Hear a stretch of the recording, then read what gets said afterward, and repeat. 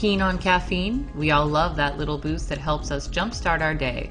That one cup of coffee is sometimes all we need to get a grasp on the tasks that lie ahead of us. But that dark, energizing beverage has some secrets that you may not have known. Did you know goats were the first coffee drinkers? The effects of caffeine were first noticed in the 9th century when an Ethiopian shepherd named Kaldi noticed his goats dancing after eating some mysterious wild berries.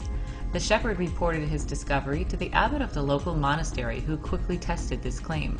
Sure enough, the abbot found it easier to stay awake during the long hours of evening prayers.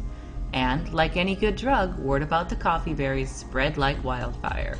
But while its popularity soared from Ethiopia to the Americans, many governments were skeptical of this new brew. It was the local clergy in Venice who labeled coffee the bitter invention of Satan and attempted to outlaw the bean in 1615. However, when the Pope was asked to intervene, he found the drink so enjoyable that he gave it palpable approval.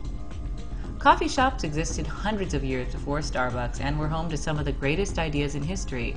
These coffee houses were often called schools of the wise.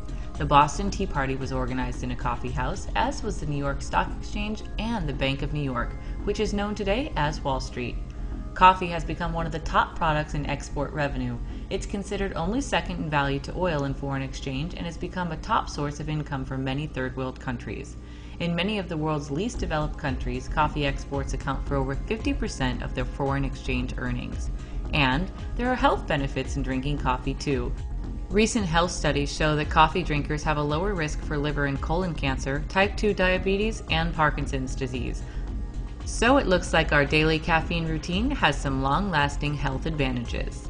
For many, coffee has become an absolute must in everyday American life. Who knew those small roasted beans could hold just as much history and potency as flavor?